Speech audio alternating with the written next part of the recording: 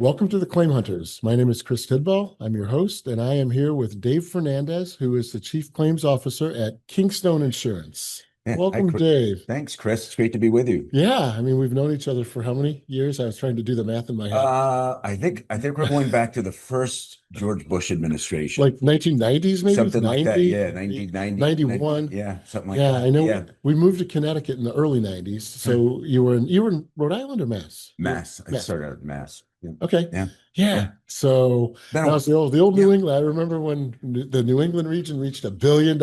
crazy. And now it seems like forever ago. I know. Yeah. Yeah. So tell us a little bit about yourself. You got into the industry, obviously back in the 90s. Yeah, so my entry into insurance industry and claims was very similar to most people in that it was certainly not part of my career plan. Right. I was going to work for a year or two, then go to law school, Yep. and so I needed a job. And then the other thing that happened was my car broke down, so I needed a job and a car. And I saw an ad in the Boston Globe, and it was a paper Right. that said, "Here's a job with claims representative." I had no idea what it was, but it was a job that paid over $22,000 a year, and it had a car. And I said, "This is the perfect job for me: a job and a car." So I thought I'll do this for a year until I can buy a car, and I'll go to law school. And I stayed at Progressive for 18 years. That's obviously where we met. And I fell in love with claims, fell in love with in the insurance business and joined Progressive at a great time, as you did. Right. And then after 18 years at Progressive, I spent a decade at Liberty Mutual, and then about a combined 6 years in both the disability and accident health space. And I joined Kingstone as Chief Claims Officer 2.5 years ago. Okay. Yeah. And I think you guys got a booming business going over there. We do. So, we're a coastal writer. So we specialize in cat exposed homeowners. Okay. Dwelling fire. And, so we had a bang up year, as did many property carriers last year because of, very benign hurricane season. But our CEO has just completely reimagined the company. We were started in 1886. Oh, wow. But if you went to the company, you would say this is a company that gets stuff done. It's not a stodgy mutual company that you might, you might think. And so we announced plans. We're entering 2 new states this year, and then 2 more next year. So where are you going? In 2026, we're going to go out. We're going to be going live in California in the second quarter as an E&S writer. Oh, wow. Okay. And then reopen Connecticut, where we previously were open for business. Or reopen Connecticut in the third quarter. Wow, that's opportunity, great growth, and that's good for everybody involved in the organization, and and you kind of think through where we are today. I mean, things have changed a lot since the 1990s. They have, and you think back to like when we started. I mean, it was obviously a job and a car and some great training. I mean, some of the best training in the industry. It was ship us off to boot camp and learn how to write an estimate on a car and learn the name of every bone in the body and come back and handle claims. It's different today. And so how do you see it? It's different, and there's good and there's bad, but what do you see? What do you see from your vantage point? So one, Kingstone, we're a small carrier, certainly compared to, any of the Big Ten. So we're a small carrier. So one challenge that we don't have that I had, for example, when I was at Progressive or Liberty Mutual, the other carriers, is we don't hire trainees. We only hire experienced adjusters. Okay. Because we don't have the scale to have a new hire training program. Sure. So that I'll say allows us or exempts us from a lot of the challenges you have around new hire training, bringing in people with no claims experience, where some of them might be great employees, but they just don't like claims. So we typically are hiring people with at least 3 to 5 years of experience. But, I think the biggest challenges, I mean, there's a bunch. So we're fully remote. Okay. Which we went to after COVID and never went back. So last year we sold our company headquarters. Oh, wow. So I mean, we are really remote. And you're staying remote then? We are staying remote. Okay. Our senior leadership team, for example, is, dispersed from, Iowa to Chicago. I'm in Massachusetts. Our CEO's in Connecticut, and on. So we are remote, and we're committed to being a remote company. So you layer on finding the right people for your organization with fully remote. A lot of people really enjoy fully remote. There's a lot of great things about it. There's some challenges. We can talk about that. But I think the things that we look for in claims adjusters and manager, we want people who care. Yep. We want people who are curious. Yes. And curiosity could mean asking that question. It's about wanting to learn, always wanting to learn. So we have claim roundtables where I might be wrong, and that's okay because we're all trying to learn. Right.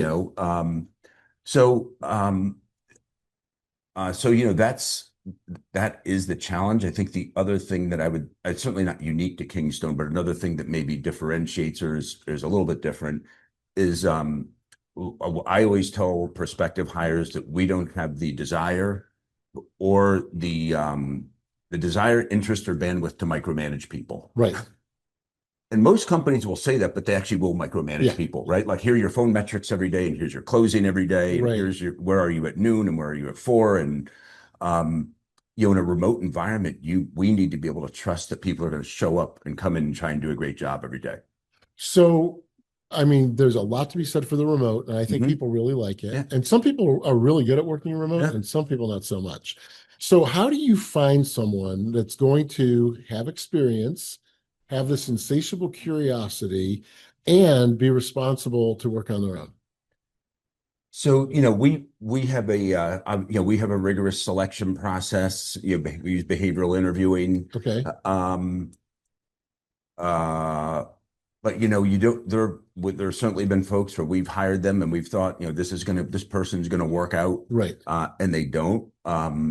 And I would say, like, the number one thing is that folks, I don't know what they're doing. Right. But we keep workloads very reasonable by industry standards. So there really shouldn't be a bandwidth issue. So if you're not getting your work done, either you're not sure about the process, can ask for help, coaching. Yep. But we will, quickly part ways with folks who are, I'll say, not showing up and, putting in an honest day's work. Whereas I think there are other carriers where you might be able to get away with that, for a lot longer. You're hearing some crazy stories. I mean, you're hearing stories all the time about they work for this company, yet they have a second job over here and third job. It's like, I mean, number one, that's dishonest and probably fraudulent.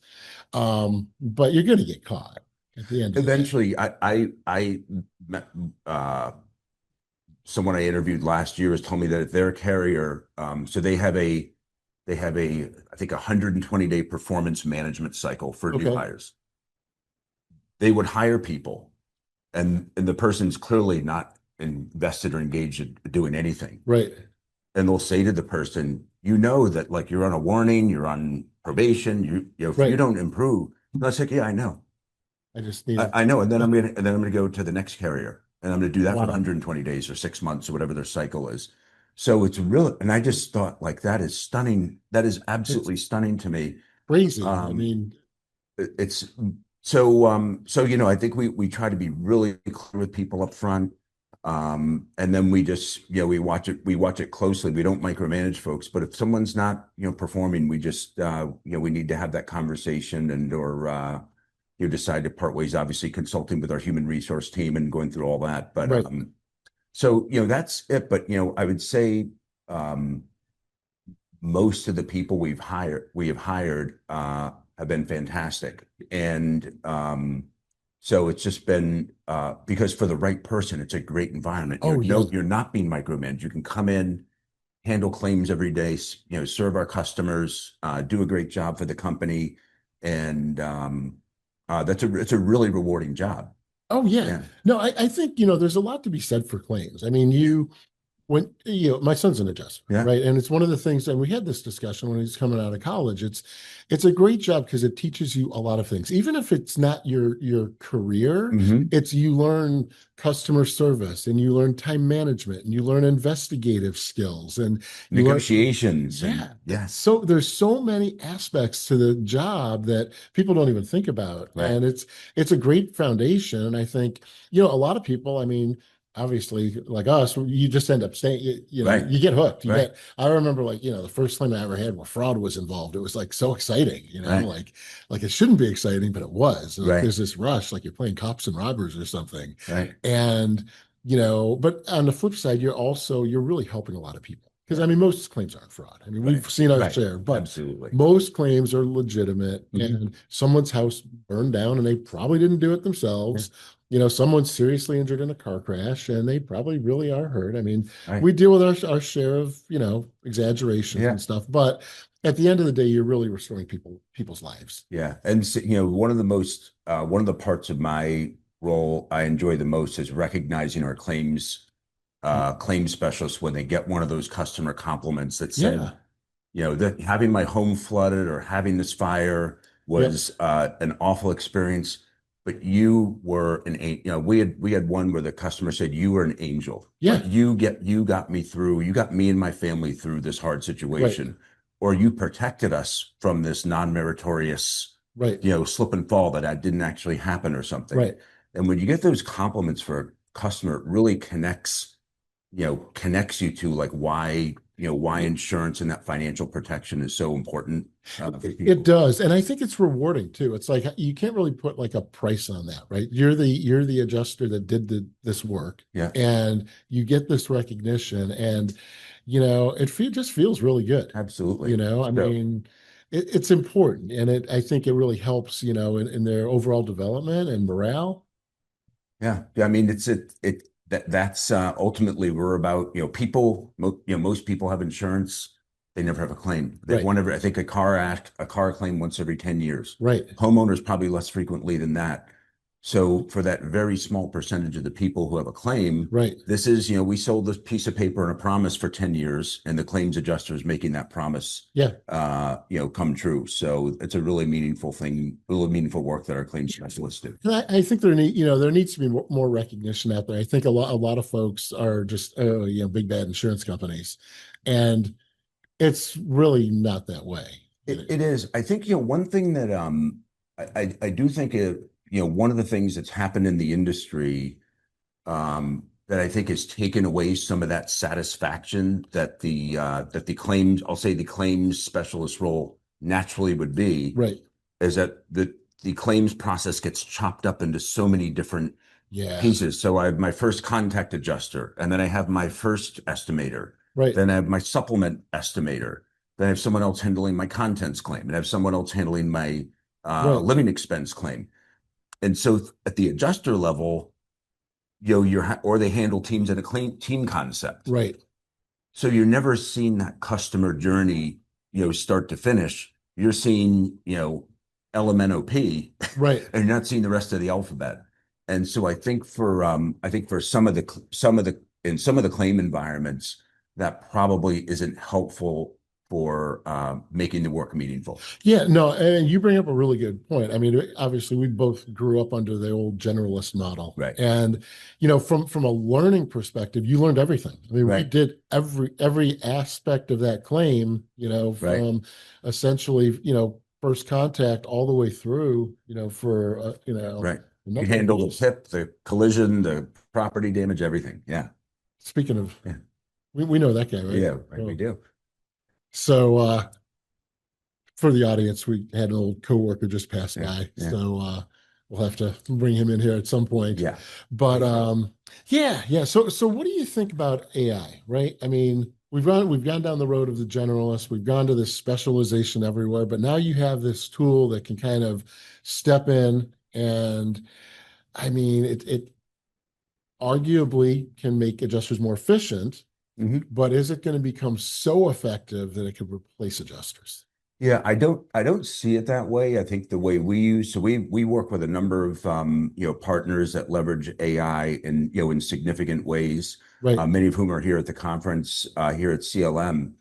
But I think about AI first taking away the tedious, unenjoyable parts of adjusting. So, for example, drafting claims correspondence. Yep. And that whole approval process. Yeah. So we work with a company, Kyber, that's here today, here this week, which just makes that process a million times better. Sure. So we work with another company, Claim Touch, which does contents or personal property. Adjusters used to hate the process, and our customers hated the process. Right. Which tells you probably have a bad process. Oh yeah, yeah. And they've been an incredible partner, and it's a lot of self-serve with the adjuster. They can take a phone and scan the room, and it'll start their contents list. Oh wow. Because I think for most people, if you had to list, tell me everything you have. Oh my gosh. In your bedroom, even. Right. Okay, well, I have a bed, yeah, a dresser, right? And think about that. So I see it first doing that, but I'd say like AI, I think in its current form can serve up information to the adjuster. Right. But the adjuster still needs to be the decision maker to say, okay, here's what I'm going to do with that information. Right. You got to have the critical thought. Critical thinking. So is it flagged maybe an item? Is that flagged true or not true, or what should I ask for? Right. So for example, we had a claim where a customer indicated that his dining room set was a very high-end brand. Right. And the partner we use, Claim Touch, said, please send in a receipt. Please send in receipts for I think it was like the credenza and the dining room table. Sends in the receipts. Right. Okay, this says you spent, 12 or 15,000 on each, whatever. The adjuster said, something isn't quite right. Right. He bought them at the same time, but the number on the receipt were wildly different, like one had like 10 digits and the other one had 8. Thought, well, if you bought these from the same store at the same time, why would you have 2 receipts with different invoice numbers on them? Exactly. And different, labeling, invoice, credentialing or whatever. And so it turns out, these invoices weren't legitimate at all. So we resolved the claim, as we originally thought. But AI is not going to tell that adjuster to ask that question. Right. AI is not going to tell them about a hunch that they have, or something doesn't quite seem right. Yeah. And you've got to wonder, like, we've talked about curiosity, right? Yeah. And this is just the example you just gave. I mean, someone was curious. Right. Why didn't these numbers match up? Is AI, I don't think at this point in time, it doesn't have the ability to have that curiosity. Right. But you wonder over time, as AI gets better and better, will it be able to perform those critical thinking skills? Like right now, I'm an adjuster and I can get a demand from an attorney, and I can use AI to sort it and organize it and index it and make my life super easy. Maybe even come up with, these are my 3 my points, and these are what the counterpoints are that I can anticipate. Yeah. Right. But AI can't pick up the phone and make the call to the attorney and do the negotiations, at least not now. Right. And I don't know if we'll ever be able to do that. Yeah, and I'm not, I'm not a technologist, but I think where AI, for example, I was actually just meeting with one of the vendors here at CLM, and said, so AI can do a great job of summarizing the medical record. Right. What it's maybe not going to pick up is around what indicators would demonstrate that the plaintiff or the claimant has a credible injury claim. Right. And what are indicators that it may not be credible? Right. So, for example, did they tell the EMT, the emergency room, and their follow-up treating doctors that the accident happened in the same way? Right. Well, one is I fell in the street. One is I fell on the stairs. The other one is I fell on your sidewalk. The other one is I fell on the fire hydrant. Right.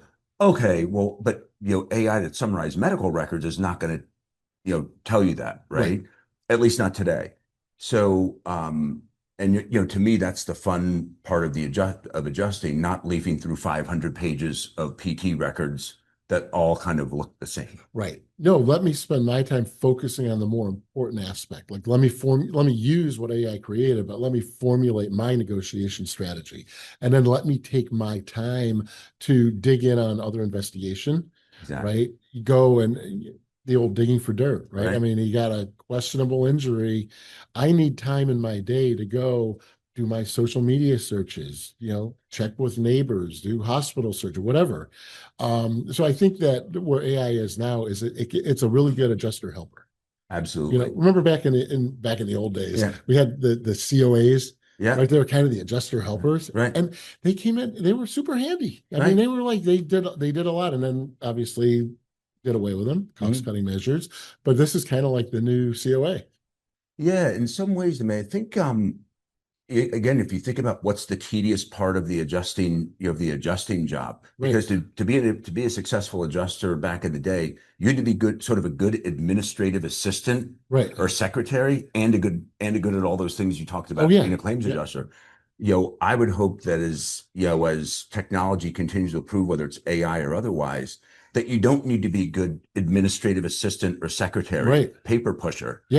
To be successful in the claims role, you need to be curious. You need to care. You need to care about our policyholders, and making sure that financial protection they bought is what you're delivering to them. Yeah, absolutely. So I think I'm really excited about the future, because I see it as the future in claims, because I feel like the claims adjusting position is just going to get better and better and better. Yeah. But again, not without it. But again, it's going to be very different at a Kingstone than it would be at a top 10 carrier. Sure. Sure. But I think it's been a good career. I think it will be a good career path for a lot of people. And obviously we need to get more people into it, right? I mean, you've got a lot of people retiring, a lot of brain drain, and we need to really get people, to understand that this is a, viable career path, Absolutely. I think about sort of, I'll say, like the staffing crisis or the generational crisis we hear about in claims. I think about it more like I do retention in the insurance business. Sure. It is much easier to retain and more profitable, more beneficial for a carrier to retain an existing customer than to go find a new one, right? Because you have the acquisition costs, advertising, agent commissions, whatever your model is. So I think about the turnover in claims organizations over the last 5 years. And I think if you could have, reduced that by 20%, you probably wouldn't have a staffing issue. Right. So what is it, I think each carrier needs to ask themselves, if our people are leaving at some undesirable rate or unsustainable rate, why are they leaving, and what can we do about it? Yeah, definitely. At every carrier I've worked, when you ask yourself those questions and you're committed to making meaningful changes and retaining your talent, you can make huge leaps in very short periods of time. So not that carriers are asking for my advice, but my advice would be, think about the retention, make sure you're hiring the right people, and then think about retaining those great people, because boy, an adjuster that cares, that's curious, they're really hard to replace. Oh, absolutely. And it sounds like, Kingstone sounds like a great place to work. If people want to learn more about your organization, where would they go? So they can go go to the Kingstone website. So it's kingstoneinsurance.com, kingstoneinsurance.com. Okay. You can go there.